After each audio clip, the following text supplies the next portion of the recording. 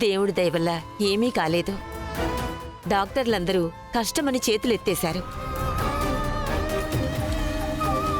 అప్పుడే మధుసూదన్ నిప్పుల గుండంలోకి దిగి నీ ప్రాణాలకేం కాకూడదని మొక్కుకున్నాడు.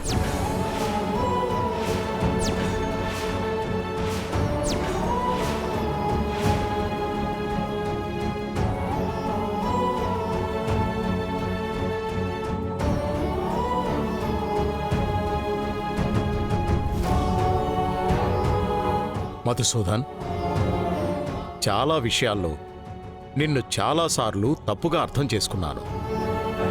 నన్ను క్షమించు మధుసూదన్.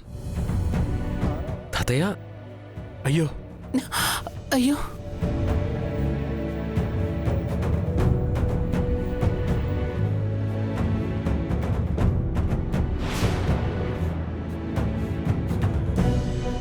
మొన్న శ్రీలక్ష్మి పోలీస్ స్టేషన్లో ఉన్నప్పుడు శ్రీలక్ష్మిని తీసుకొస్తేనే ఇంట్లో అడుగు పెట్టాలని చెప్పాను. మధుసూదన్, నువ్వింటికి రావాలనుకుంటే శ్రీలక్ష్మితోనే రావాలి. నా మాటకి కట్టుబడి రాత్రింబవళ్ళు ఇబ్బందులు పడి మరీ శ్రీలక్ష్మిని నిరపరాధిగా నిరూపించావు. మోటార్ వెహికల్ యాక్ట్ 1988 ప్రకారం ముద్దాయికి ఒక్క నిమిషం జడ్జి గారు. ఈ ఆధారాలను పరిశీలించిన పిమ్మట ముద్దాయి శ్రీలక్ష్మి ఏ తప్పు చెయ్యలేదని ఈ కోర్టు నమ్ముతూ ఆమెను నిర్దోషిగా విడుదల చేయడం జరుగుతుంది.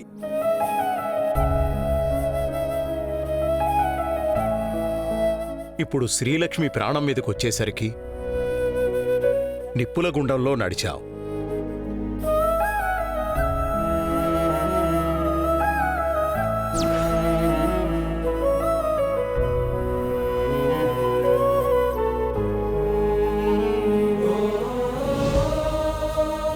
ఇది నువ్వేనా అనిపించేలా మారిపోయావు.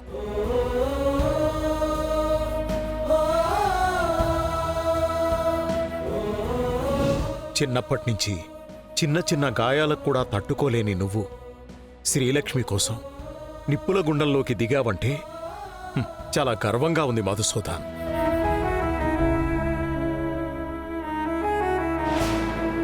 మీకు ఈ శ్రీలక్ష్మికి గొప్పగానే ఉంటుంది నాన్న. కాళ్ళు కాలిన వాడికే తెలుస్తుంది అసలు నొప్పి. ఇన్నాళ్లకి నీలో ఒక బాధ్యత గల భర్తని చూస్తున్నాను.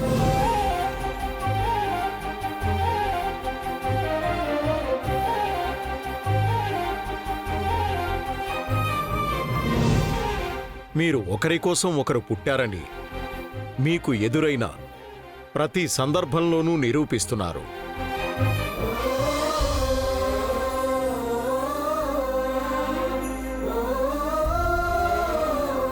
మీ జంట నిండు నూరేళ్లు ఇలాగే ఒకరి కోసం ఒకరు నిలబడుతూ సంతోషంగా ఉండాలని ఆ భగవంతుణ్ణి కోరుకుంటున్నాను.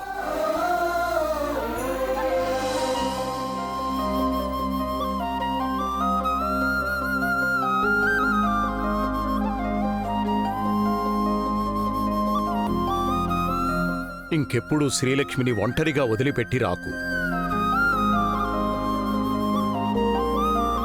నిన్న కూడా నువ్వు తోడుగా ఉండుంటే బహుశా శ్రీలక్ష్మికి ఈ ప్రమాదం జరిగుండేది కాదేమో.